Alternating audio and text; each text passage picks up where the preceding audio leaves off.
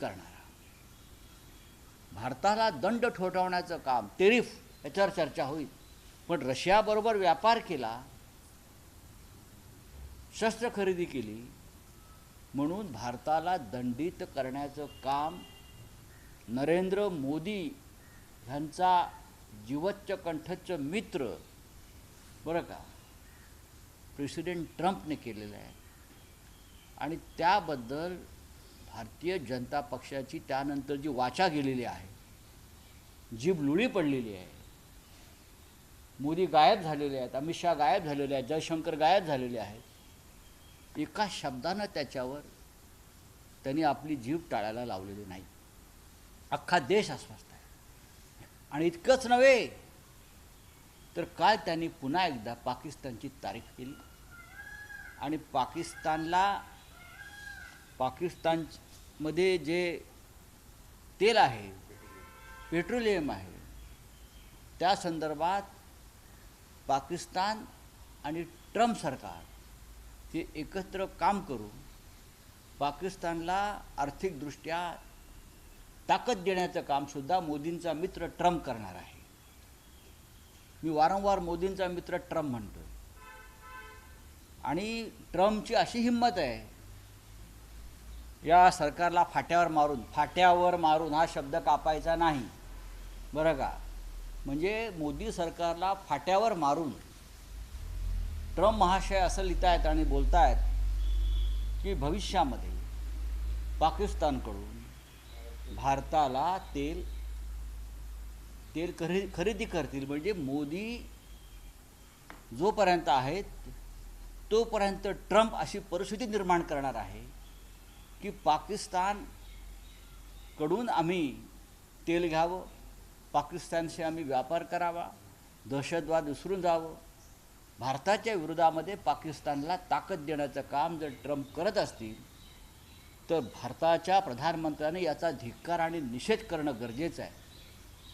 कारण गेले 60 वर्ष आम्ही पाकिस्तानचा दहशतवाद सहन करतो आहोत, आम्ही लढतो आहोत. इंदिरा गांधी लढल्या, मनमोहन सिंग लढले, अटल बिहारी वाजपेयी लढले, पंडित नेहरू लढले आणि या सरकारनं शेपूट घातलं. आता कुठे गेले ते अंधभक्त, सो कॉल्ड राष्ट्रभक्त, हिंदुत्ववादी, आम्हाला ज्ञान देणारे सगळे टोळ्या कुठे गेले ते? नरेंद्र मोदींना पंतप्रधानपदी राहण्याचा अधिकार उरला आहे का याचं त्यांनी आत्मचिंतन केलं पाहिजे. काल संसदेमध्ये पेहलगाव हल्ल्याच्या संदर्भात जबाबदारी घेऊन अमित शहानी राजीनामा द्यावा अशी मी मागणी केली. खरं म्हणजे ही मागणी सगळ्या विरोधी पक्षाने करायला हवी. आणि आज ज्या प्रकारचं टेरिफ भारतावर लादून ट्रम्पनी भारतामध्ये हाहाकार माजवलेला आहे, भारताचा आर्थिक कणा मोडण्याचा प्रयत्न केलेला आहे, त्याची जबाबदारी ट्रम्पचे मित्र मोदी घेणार आहेत का? वयाची 75 व्हायची वाट कसली पाहताय? नेतृत्व तुम्ही आता ज्यांना हा देश कळतोय, देशाची अर्थव्यवस्था कळते आहे, त्यांच्याकडे सोपवायला पाहिजे असं आमचं म्हणणं आहे. सर, काल ऑपरेशन सिंधूर राज्यसभेत चर्चा झाली, पण पंतप्रधान नरेंद्र मोदी डोकावून देखील बघितलं नाही. मोदी हे भारतातच डोकावायला तयार नाहीत. भारताच्या कोणत्याही समस्यांकडे मोदी डोकावायला तयार नाहीत. मोदी या देशाचे पंतप्रधान आहेत हे आता आम्हाला असं वाटतंय की हे ओझं झालं आहे देशाला मोदींचं. कदाचित ते राष्ट्रीय स्वयंसेवक संघालाही झालं आहे, भाजपच्या अनेक लोकांना झालं आहे. आणि जर देश वाचवायचा असेल, देशाचा कणा हा मोडू द्यायचा नसेल, तर मला असं वाटतं की भारतीय जनता पक्षांतर्गत आणि बाह्य शक्तींनी म्हणजे विरोधी पक्षांनीसुद्धा या संदर्भात एक भूमिका घेणं गरजेचं आहे. माझ्या माहितीप्रमाणे 6 तारखेला इंडिया आघाडीची बैठक दिल्लीमध्ये होते आणि देशभरातल्या इंडिया आघाडीच्या प्रमुख नेत्यांना आमंत्रित केलेलं आहे. त्यात सन्माननीय उद्धव ठाकरेसुद्धा आहेत आणि त्यामध्ये ही चर्चा होऊ शकेल.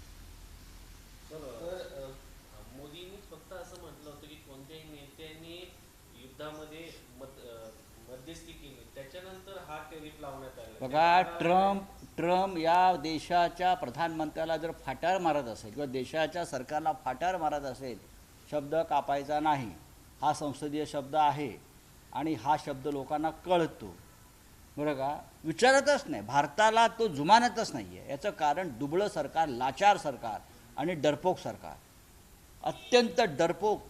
कारण या सरकारचे हात हे ट्रेडमध्ये अडकले, ट्रेडच्या दगडाखाली अडकले. ही व्यापार आहे. त्यांना फक्त काही उद्योगपतींचा व्यापार जो अमेरिकेत करायचा आहे, जगात करायचा आहे, त्यासाठी हे प्रेसिडेंट ट्रम्पची दादागिरी सहन करतायत. पण भारताचं सार्वभौमत्व आणि स्वातंत्र्य याच्यावरती प्रेसिडेंट ट्रम्पने जो हल्ला केलेला आहे तो अत्यंत धक्कादायक आहे. प्रत्येक भारतीयाला, जर सच्चा भारतीय असेल, भारतीय जनता पक्षाचे म्हणत नाही मी, अंधभक्त, प्रत्येक सच्चा भारतीय, कोट्यावधी भारतीय आज अस्वस्थ आहे. कारण महागाई होणार आहे, नोकऱ्या जाणार आहेत, अत्यंत वाईट परिस्थिती या देशामध्ये निर्माण होणार आहे. सर, एक पुण्यातली अत्यंत वाईट घटना आहे की एका निवृत्त मुस्लिम जो कारगिल वॉरमधला लढलेला सैनिक होता, त्या सैनिकाला तो फक्त बंगाली आहे म्हणून त्याचा नागरिकत्वाचा पुरावा मागितला गेला आणि त्याच्या घरात जाऊन मोठा गोंधळ घालण्यात आला. मी माझ्या कानावरती हा विषय आला, वाचनात आला. देशासाठी, स्वातंत्र्यासाठी प्राणांची बाजी लावणाऱ्या अनेक सैनिकांवरती ही वेळ या देशामध्ये आलेली आहे. आसाममध्ये खास करून आणि बंगालमध्ये आणि आता महाराष्ट्रातसुद्धा सीमेवर जे लढले, ज्यांनी संघर्ष केला, त्यांच्या बाबतीत जरी भूमिका सरकार घेणार असेल तर तो भारतीय फौजेचा अपमान आहे. आणि महाराष्ट्र सरकारनं खास करून, त्याला एक फार मोठी परंपरा आहे, हां, त्यांनी यात लक्ष घालणं गरजेचं आहे. सर, आज मालेगाव कॉन्स्टिट्यूशनचा निकाल येतोय, खूप वर्षांनी निकाल लागतोय. 17 वर्षांनी निकाल लागतो आणि सगळ्यांचं लक्ष त्या विशेष न्यायालयाकडे लागून राहिलेलं आहे. कारण अनेक महत्त्वाची नावं त्या खटल्यामध्ये गुंतलेली आहेत. सरकारनं त्या संदर्भात एक भूमिका घेतलेली आहे. आम्हीसुद्धा एक वेगळी भूमिका त्यावेळेला घेतली होती, पण आमचंही लक्ष त्या निकालाकडे लागलेलं आहे. चला, काल अमित शहानी राज्यसभेत भाषण करताना म्हटलं की मेरे से निपट रहा है प्रधानमंत्री को काय को बुला रहे हो, काय वाटतं? प्रधानमंत्री को तो पहले ही लोकसभा में राहुल गांधी ने निपट लिया है, आपने देखा होगा. ये बड़ी बड़ी बातें ठीक है, लंबी लंबी छोड़ते हो पतंग आप. लोकसभा में प्रधानमंत्री की अवस्था हमने देखी है, प्रियंका गांधी के सामने, गौरव गोगोई के सामने, राहुल जी के सामने, तो वहाँ निपट लिया, इसलिए राज्यसभा से भाग गए ना. वहाँ तो निपट लिया प्रधानमंत्री को 3 नेताओं ने, इसलिए तो राज्यसभा में आने की हिम्मत प्रधानमंत्री ने नहीं की. प्रधानमंत्री की जिम्मेदारी थी कि वो राज्यसभा में आना चाहिए थे. हाँ, एकनाथ शिंदे दिल्लीत आले आहे. होम मिनिस्टर ने कल बोला कि कांग्रेस ने पीओके दे दिया था लेकिन बीजेपी पीओके लेके आई. कब लेके आई? अमित शाह कितनी झूठ बोलेंगे. अमित शाह ने कहा था कि हम पीओके के लिए बलिदान देंगे, लेकिन जब बलिदान देने का मौका आया तो सरेंडर हो गए.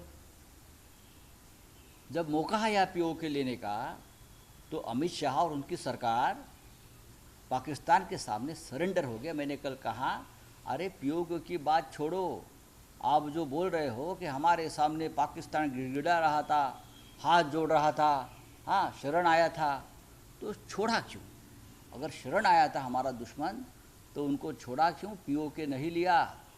ये तो छोड़ दीजिए, मैंने कहा कि पीओके की बात छोड़ दीजिए. कुलभूषण जाधव, जो भारत का एक नौसेना अधिकारी पाकिस्तान के जेल में 10-15 साल से तड़प रहा है, आप उनकी तो मांग करते कि उनको छोड़ दो. अगर गिड़गिड़ा रहा था आपके सामने, हमारे 400 फिशरमैन पाकिस्तान के जेल में पड़े हैं, आप उनको तो छोड़ने की बात करते. देखिए, अमित शाह जी क्या है, नरेंद्र मोदी जी क्या है, ये सबको मालूम है. ये बड़ी बड़ी बातें, झूठी झूठी बातें करते हैं, लेकिन जनता फंसने वाली नहीं है. पीओके की बात, बलिदान देंगे पीओके के लिए, ये अमित शाह जी का लोकसभा में बयान है. और जब बलिदान देने की बात आ गई तो ये मैदान छोड़कर भाग गए और क्रिकेट के मैदान में अभी है, पाकिस्तान के साथ खेल रहे हैं. उन्होंने एक चीज और बोली कि कोई, मुझे इस पर प्राउड है कि कोई हिंदू अभी तक टेररिस्ट नहीं हुआ है और बार बार सेक्शनाइजेशन टेरर की बात ये कांग्रेस कर रहा है. देखिए, टेररिस्ट को कोई धर्म या जाति नहीं होती है. मैं आपको पहली बार बोलता हूँ। ये जो हिंदू टेररिस्ट ये शब्द ये बार बार जो यूज़ कर रहे हैं ये लोग, किसी भी टेररिस्ट को जात या धर्म नहीं होती। पाकिस्तान के लोग कुलभूषण जाधव को टेररिस्ट कहते हैं, हिंदू टेररिस्ट। हम ये मानने को तैयार नहीं है और उसका भारत सरकार ने उस बारे में पाकिस्तान को कहना चाहिए, वो हमारा अधिकारी है, हमारा नागरिक है और उनको छुड़ाना चाहिए। सर, इंडिया आघाडीच्या बैठकीला उद्धव ठाकरे 25% टैरिफ की बात हो रही है। कल डोनाल्ड ट्रंप से एएनआई ने पूछा भी था, तो उस पर उन्होंने जवाब दिया कि नेगोशिएशन चल रहा है। तो फ्रेंड एक तरफ कह रही है इंडिया आता इसे है कि 25% टेरिफ, एशिया में सबसे ज़्यादा टेरिफ भारत पर लगाया। किसने लगाया? मोदी के खास मित्र प्रेसिडेंट ट्रंप ने लगाया, जिनके प्रचार के लिए अब की बार ट्रंप सरकार नमस्ते ट्रंप जैसे इवेंट किए थे भारत सरकार की तिजोरी से, ट्रेजरी से मोदी जी ने, वो ट्रंप ने किया। तो उसके बारे में आपकी क्या राय है मोदी जी? अब बात कीजिए। आप क्यों नहीं बोल रहे हैं? आप बोलते क्यों नहीं? आप कहाँ छुप गए हैं? अमित शाह क्या बोलेंगे? जयशंकर क्या बोलेंगे? ये तो बोलेंगे पंडित नेहरू की वजह से टेरिफ लगाया। और क्या बोलेंगे? पंडित नेहरू उनको सोने नहीं देते हैं। इतना बड़ा व्यक्तिमत्व था कि पंडित नेहरू उनको जीने भी नहीं देते और सोने भी नहीं देते। हाँ, लेकिन आज ये लोग पंडित नेहरू जी के बदौलत जी रहे हैं और सत्ता में बैठे, ये भूलना नहीं चाहिए। पंडित नेहरू ने इस देश में लोकतंत्र को जिंदा रखा, लोकतंत्र को बढ़ाया, इसलिए इस देश में ऐसी ताकतें आज भी सत्ता पर बैठी है और पंडित नेहरू जी की निंदा कर रहे हैं। अनिल कुमार पवारच्या ईडी प्रकरणामध्ये आता शिंदेचं नाव येईल का अशी शंका व्यक्त केली जात आहे। अनेक वृत्तपत्रात लिहिण्यात आलं देखील आहे। मग हे वृत्तपत्रात लिहिलेलं आहे, आम्ही लिहिलं आहे वगैरे सगळं ठीक आहे। आता ईडीला तपास करू द्या, एवढंच मी सांगेन। ईडी किंवा तपास यंत्रणा आहेत, त्यांनी वसई विरार महानगरपालिकेतला जो प्रचंड गैरव्यवहार झाला असं म्हटलं जातं आहे सातत्याने, त्याशिवाय ईडी धाडी घालणार नाही, आम्ही पाहिलं आहे। ते त्यांना तपास करू द्या। इंडिया आघाडीच्या बैठकीला उद्धव ठाकरे येणार आहेत का? शिवसेना पक्षाकडून तुमच्या कोण उपस्थित राहणार? नाही, इंडिया आघाडीची बैठक 7 तारखेला होईल। 7 तारखेला इंडिया आघाडीची बैठक होते आणि स्वतः राहुल गांधींनी देशातल्या सगळ्या प्रमुख नेत्यांच्या पक्षाच्या प्रमुखांना फोन करून आमंत्रित केलेलं आहे। त्यात माननीय उद्धव ठाकरे यांना सुद्धा स्वतः राहुल गांधींनी फोन करून आमंत्रण दिलं आहे की आपण 7 तारखेच्या इंडिया आघाडीच्या बैठकीला यावं असं आग्रह केलेला आहे। आणि त्यांचा दौरा जो दिल्लीतला आहे तो आम्ही 6 तारखेला, मला असं वाटतं मी मुंबईला गेल्यावर त्यांच्याशी उद्धव साहेबांशी चर्चा करून तो दौरा आम्ही ठरवू आणि उद्धवजी या बैठकीसाठी दिल्लीमध्ये उपस्थित राहतील। सर, एकनाथ शिंदे दिल्लीत आलेले आहेत, काय वाटतं त्यामध्ये राज्यात वातावरण आहे? त्यांच्या अवतीभोवतीच्या लोकांवर नाही, एकनाथ शिंदे बहुतेक प्रेसिडेंट ट्रंपला सल्ला द्यायला आलेले आहेत टेरिफ संदर्भात।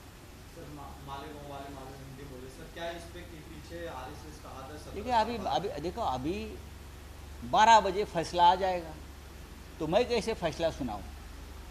फैसला तो जज साहब सुनाएंगे। 17 साल के बाद अब एक फैसला है, वो आ जाएगा। हम सब इंतज़ार कर रहे हैं कि फैसला क्या आ रहा है। हमारे सामने घटना घड़ी है मालेगांव में, बड़े बड़े नाम उसमें शामिल है, तो अभी न्यायालय तय करेगी। ये बहुत ही निंदनीय प्रकार है। इस प्रकार की घटना आसाम में हो गई, पश्चिम बंगाल में कुछ लोगों ने करने की कोशिश की, अब अगर महाराष्ट्र में पुणे तक ये बात आई है तो ये हमारे सब के लिए बहुत ही शर्मनाक है। जो फौजी देश के लिए लड़ा है, आप उसके घर में जाकर इस प्रकार से हंगामा करते हो, उसका परिचय देने के लिए ठीक नहीं है।